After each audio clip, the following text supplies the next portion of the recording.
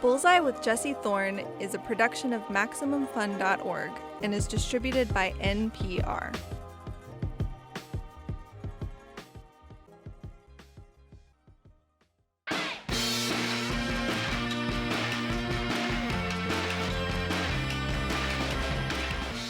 It's Bullseye. I'm Jesse Thorn. You might have seen Benny Safdie in the movies. He was in Oppenheimer and Licorice Pizza. You might have seen the movies that he has made. He and his brother co-wrote and directed Uncut Gems, among others. Safdie is full of a sort of irrepressible energy, but it's not always happy, light up the room energy. Sometimes it's a kind of antsy, uncomfortable energy, or a quiet, almost threatening energy. His show The Curse radiates vibes from the weirder, edgier end of that spectrum. Safdie created it with another master of the disquieting, Nathan Fielder. Basically, the emotional palette of The Curse runs from stomach-flipping cringe to stomach-flipping, actual, genuine terror. It's about a couple who do house flipping. It's supposed to be eco-friendly, almost altruistic, and they're trying to get a TV show off the ground about their work. So they hire Safdie's character, Dougie, to direct.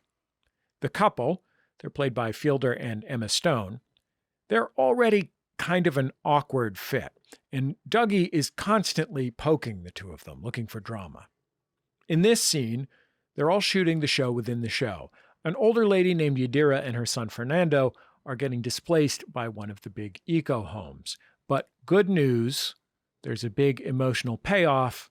They're giving the kid a new job. Fernando, can you tell your mom? Because I don't think she understands. She looks very upset that you got the job, and that doesn't make any sense. It's okay. She's doing great. You're doing great. I think she's happy. It's just how she expresses it, yeah. Is it okay if I put some water in her eyes? You want to put water on her eyes? Yes. Bien? Yes. Okay. Yes, okay. I'm going to get fresh water, not yucky backwash stuff, okay? Great. One other quick note before we get into it. You might have heard that Benny Safdie and his brother Josh recently shared that they are parting ways creatively. They're not going to be making stuff together for a while. And we taped this before that became public. So if you're wondering why I didn't ask him about that, that's why.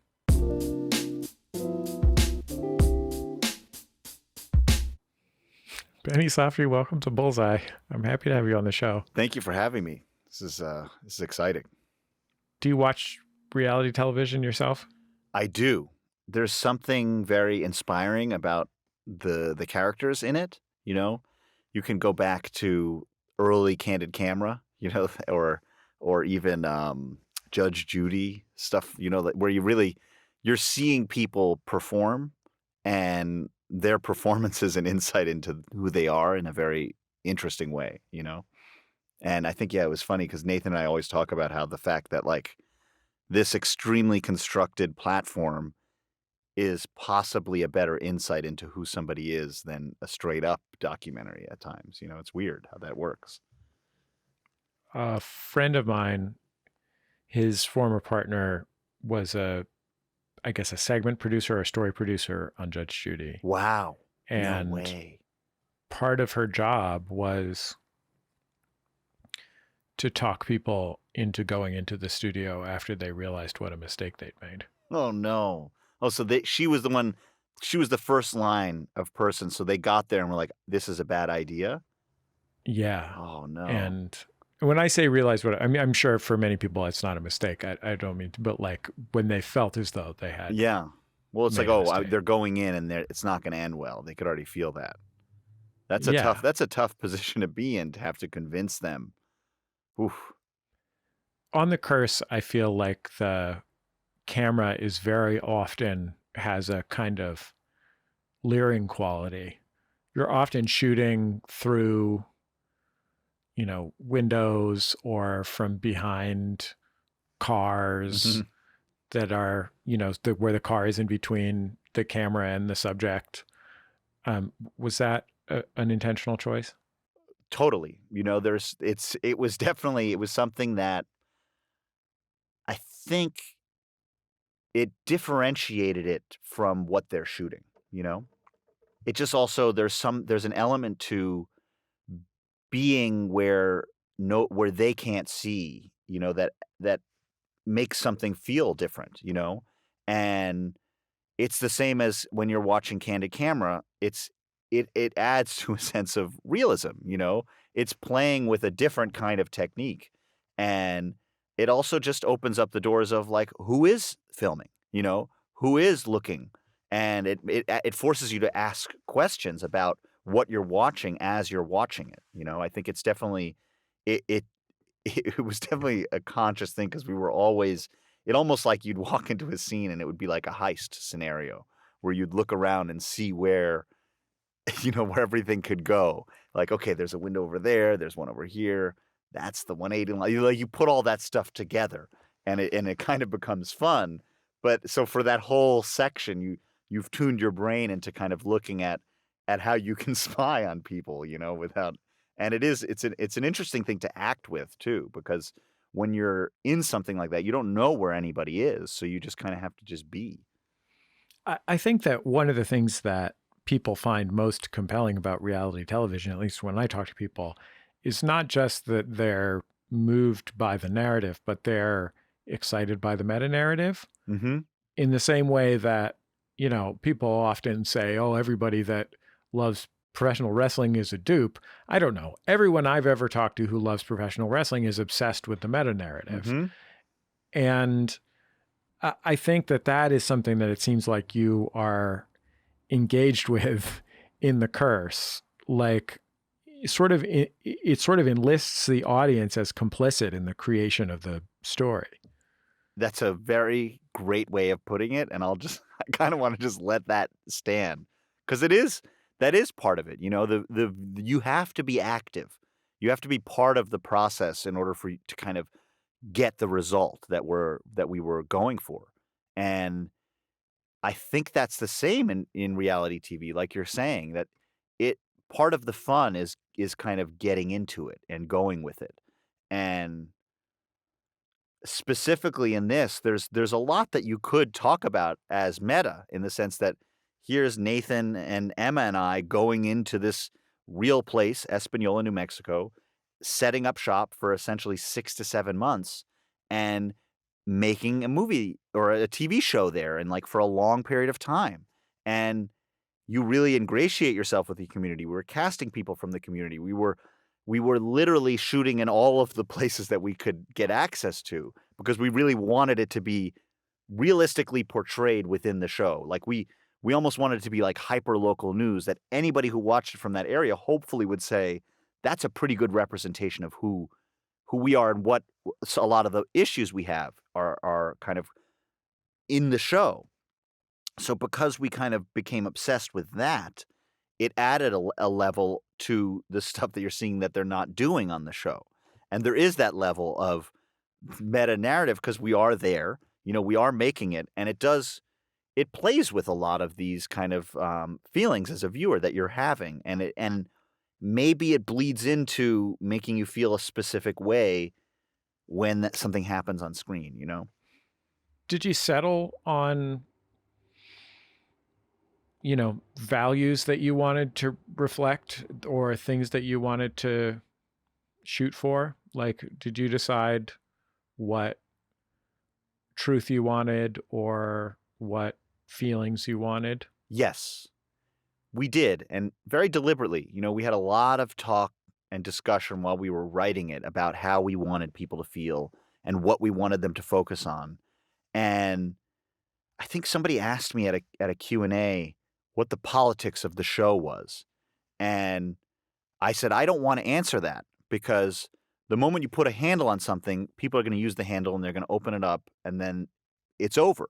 You know, you don't necessarily want to make things easier because if your whole job is to open up a drawer, you know, you're going to have to work harder to get it open if you don't have a handle. And you're going to learn a lot more about the process and how everything works by trying to get it open. So you're saying it's secret? It's not secret. It's in there. And if you look at it, you'll see it.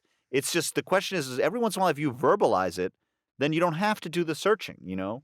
And if you say it out loud, it hurts the fact that two people could be looking at exactly the same thing and coming to different conclusions about who that person is or what they're doing. The motive, like, for example, if let's say you have two people, one person, they're both giving, let's say they're both giving all of their cans to a soup kitchen, okay? One person is giving their cans to the soup kitchen because they want to help hunger, you know, and people who don't have that. The other person is doing it because they want the person who they give it to smile at them and like them. The initial action is exactly the same, but the motivation changes how you view that deed. And I think that that's important, that you need to be able to kind of look at it and try and understand what that motivation is. And that changes based on who's around, you know? And I think that's part of the show. Part of the fun of the show is seeing these things and trying to kind of come to those conclusions. And it can be fun to kind of hear it and move on, but I don't necessarily want to do that just yet, you know, because we're still halfway through. So it's secret. It's not secret. It's definitely, if you look, you can see it. Your character on The Curse is the filmmaker or the TV maker who is creating the show with the two stars of the show. And they're sort of the central figures of The Curse, the television show that we watch. What is the role of your character in the story? Like, why is your guy there? Well, he's there for a lot of reasons. He's there because he's done this before, so he actually knows how to make a reality TV show. And he's also there to kind of get the truth out of people, you know, or at least poke them enough to get what he thinks is the truth. You know, he's so confident in his beliefs. And I think he's also he's so shameless that in a weird way, it's almost nice to see. You know, it's strange because you're just like, I don't like this guy, but at least he's not lying to me, you know, or at least that's how I think I feel, you know. So he's a complicated figure because you have these three people who are acting in very different ways. And part of what Dougie's there for is you can't necessarily judge people. You know, you see him and immediately you feel like you know exactly who he is and what he stands for.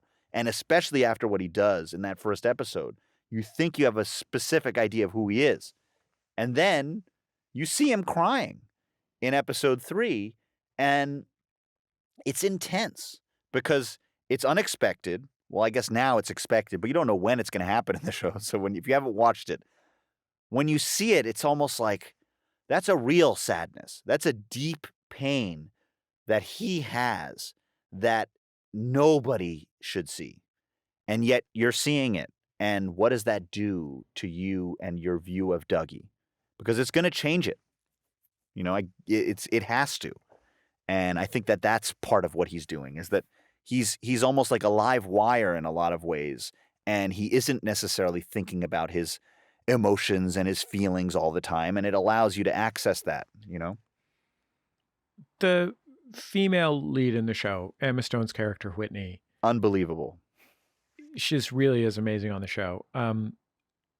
Is a character who feels like she is just in a perpetual state of first week of college, which is not to say like binge drinking, but instead like looking at every person within her field of vision and trying to figure out how to represent herself to that person. Yes. It's amazing because like as we were having discussions with Emma about it, it became clear how hard that part is to play, because you have to seem entirely truthful to the person in front of you at all times. And then that changes depending on who's in front of you, who's behind you, who's next up. So it really is a person who's always on and always changing. And to keep that stratified in your brain is so hard. And as you know, that's why that time in your life is so disgusting in a lot of ways, is because you don't know who you are. You know who you want to be, And then you're thinking about how different ways to show that, you know? I think with Whitney and the way that Emma plays it, which is so amazing, is you're watching her struggle with understanding who she is. And that arc is for her so interesting because you're so convinced specifically with Whitney that you know exactly who she is, more so than Dougie. It's one of my favorite things to watch is how she goes through the arc. You know, the next episode in particular is specifically kind of exciting. And then even after that, it really is building on that idea, you know, and something that's I found really interesting about television is you can really live with characters for a very long period of time. And when a show does that and actually shows not necessarily people changing, but understanding of people change, I think that's so rewarding, you know? And it happens in the best movies, you know, how you kind of deeply understand certain characters to a place where you didn't expect in the beginning, where you kind of came to a conclusion and then it doesn't subvert it, but it deepens it, you know? We've got even more to get into with Benny Safdie. Stick around. It's Bullseye from MaximumFun.org and NPR.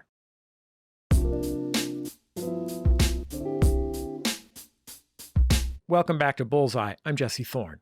If you're just joining us, my guest is Benny Safdie. He's the co-creator and star of the new Showtime series, The Curse, which also stars Emma Stone and Nathan Fielder.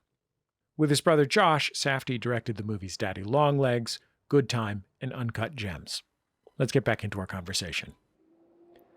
I read that when your father got a video camera, he made films and videos starring you and your brother. And in the 4 sentences or 2 sentences that I read about this in Califasana's New Yorker profile of the two of you, I was like, it basically sounds like he was making reality television programs starring the two of you. Like there's just a brief allusion to skiing too fast or something. Well, yes, basically he put whatever was on the camera, he put over us in a lot of ways. Perfect example, it was a double black diamond that I was going down in Killington, Vermont, and he chose to ski down before me and then catch my whole trip down. And of course, literally I was so upset. You could probably, I'm screaming, it's all ice. This is going to be terrible. It's going to be fine.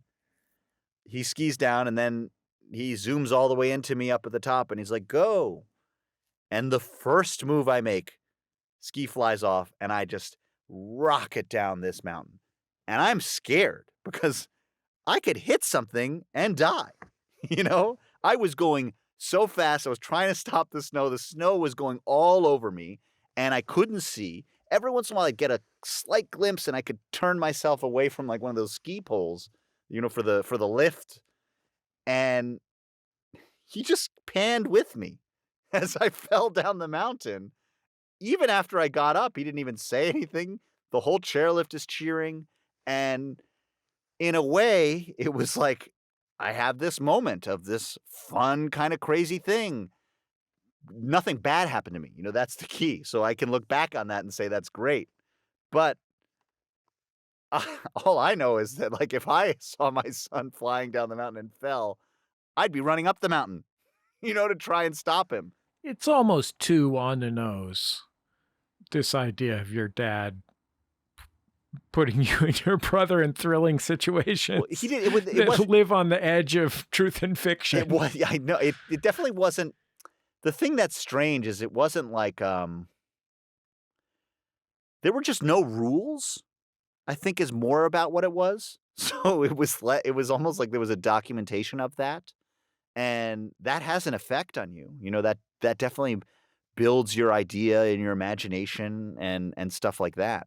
But again, I think that you need to balance that with understanding it, you know, because a lot of people have great and crazy experiences, but if you don't work through it or understand it, you can't learn anything from it, you know?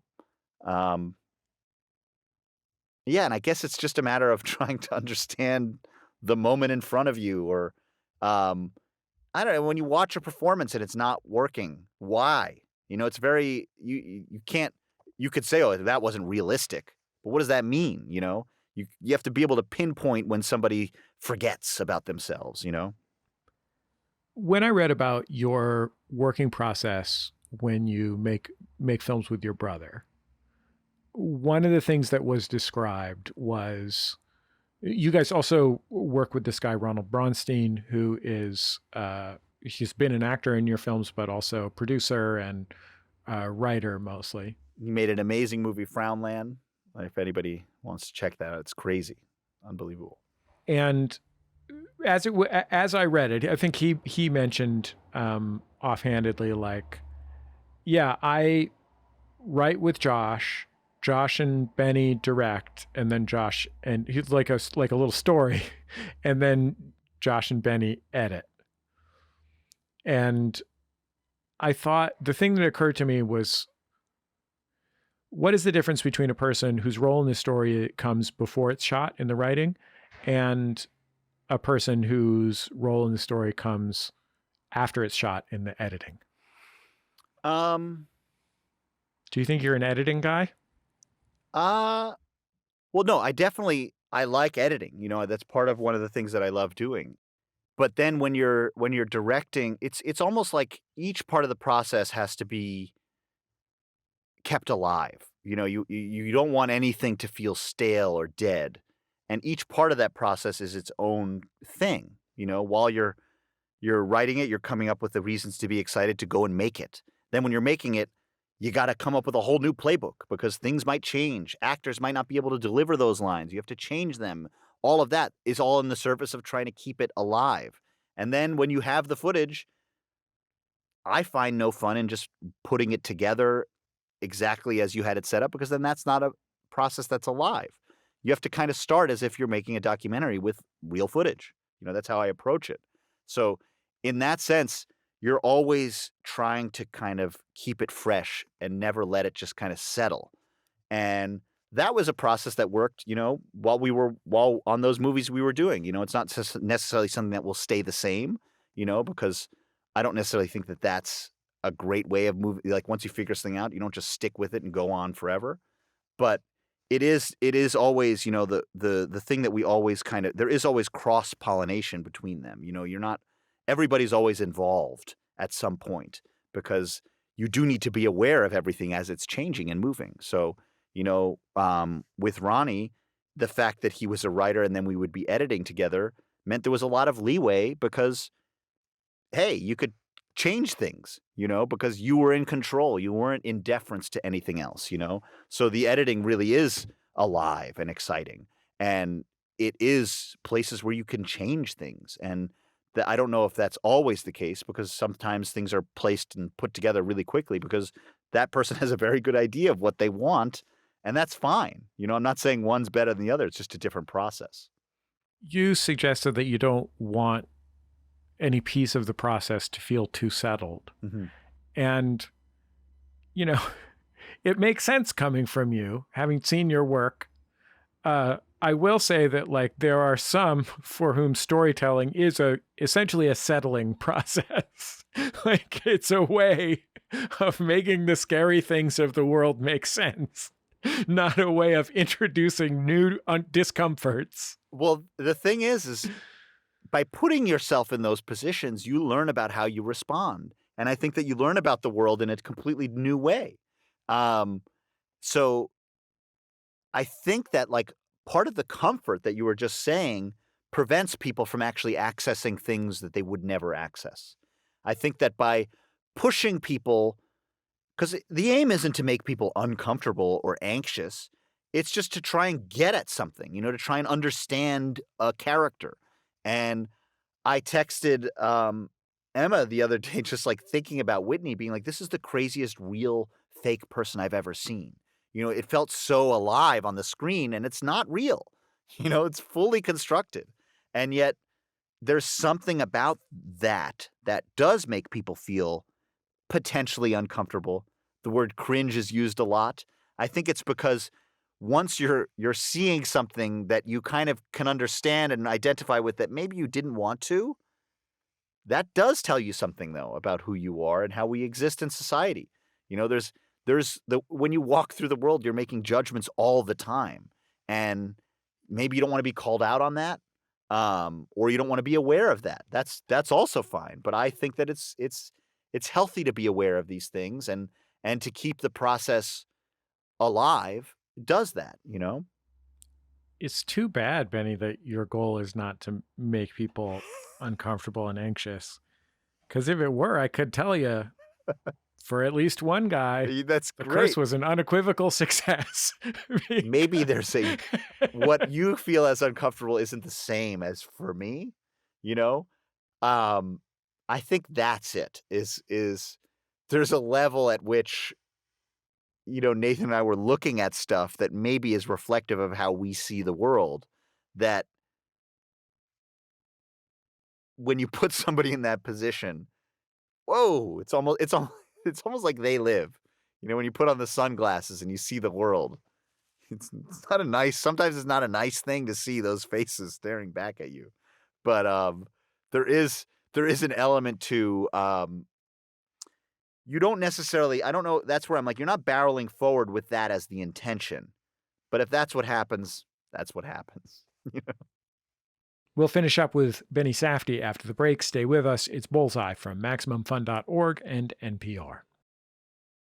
Hello, everyone out there. Thank you for coming to our service. Yes. We are ready to heal you. We are Ross and Carrie. We are faith healers. Yes, you there. Yes, sir. You have a spirit of not listening to enough podcasts. We have the solution for that. Oh, we can cure you. You should listen to Oh No, Ross and Carrie. Hallelujah. It's on Maximum Fun. I couldn't have said it better myself. Yes, ma'am. Yes, you there. Gladys. A spirit of boredom? Oh my goodness, we have the solution for you. It is to listen to the podcast. Oh no, Ross and Carrie.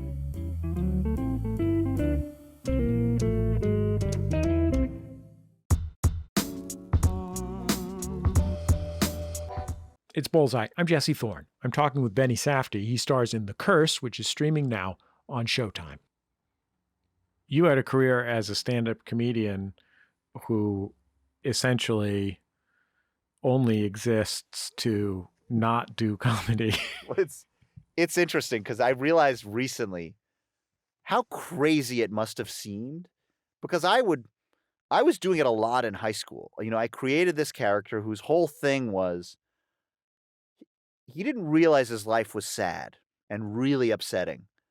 And he saw people going up on stage and making jokes about their life that was also kind of upsetting and sad. But he didn't know the level of sadness that he was kind of holding inside. So he would get up on stage and he'd make a fool of himself. You know, he'd go out there and he'd talk about going paintballing with his friends. And he'd be like, oh my God, I got on the bus and I was so excited that I was so ready to get these guys, you know, hour and a half we drove. We got there, we ran into the woods. I had my paintball gun. I ran as fast as I could, and I jumped behind the first tree I could find, and I was ready. You know, I was ready to get them. And an hour went by, and I was like, oh, this is going to be great. I can't wait to get these guys. You know, another 30 minutes, is still so excited. And then maybe about 2 hours went by, and then I realized I didn't have any friends. That was Zach Molden. And so then that was the guy who I was doing in high school. And then I went to college, and then I created this guy, Ralph Handel. I appreciate you saying it was a career, because it was a short period of my life that I did actually take very seriously. And I would actually send these things into, like, I thought it was the greatest thing. You know, I was like, this is so awesome. I'm creating this guy and everybody thinks he's real. How awesome is that? You know, I was very specific about going to the clubs and being the person, talking to the other comedians and being the guy. And I didn't want any cracks of me being aware of what I was doing, because that would ruin it. Because then everybody could laugh at him, you know? And I didn't want that. What ended up happening is there's kind of this, like, after 7 minutes and you realize this guy's not changing. I can't heckle him, because if I heckle him, he just answers me, and it's great. Ralph Handel his thing is he goes to work downtown. He's not necessarily living the most interesting life, but again, he sees stand-up comedy as a way of making his life interesting. Went shopping yesterday. How many of you guys like shopping? Okay. What did I buy? 24-pack of toilet paper and a frozen pizza. What else? Pack of gum at the checkout aisle. Anyway, how much do you think it costs to run a full-page ad in the New York Times? It's around $1,500. Anyway, speaking of ads, how long do you think it takes to get a six-pack at the gym? Anybody? It's around 40 repetitions of 30 crunches over 30 weeks. That goes on. And as you realize, oh, wow, he's just telling me his life. I don't know how to respond to that because it's not funny. He believes it.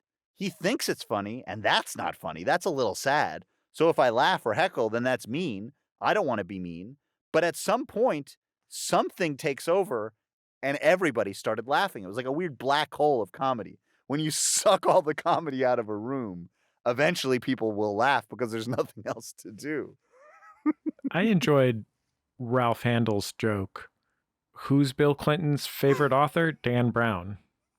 Yes. That's a great Thought that one. was a pretty good gag. Yeah. Who's Bill Clinton's favorite author? Anybody? Dan Brown. How do I know? Looked it up online. Well, Benny Safdie, I sure appreciate your time. Thank you for taking the time to talk to me. This was great. Thank you. Benny Safdie. You can stream The Curse on Paramount Plus and Showtime. It is very, very intense. It starts intense and gets intenser. That's the end of another episode of Bullseye. Bullseye is created from the homes of me and the staff of Maximum Fun in and around greater Los Angeles, California. Here at my house, I missed garbage pickup day, and so my Christmas tree will live for one extra week.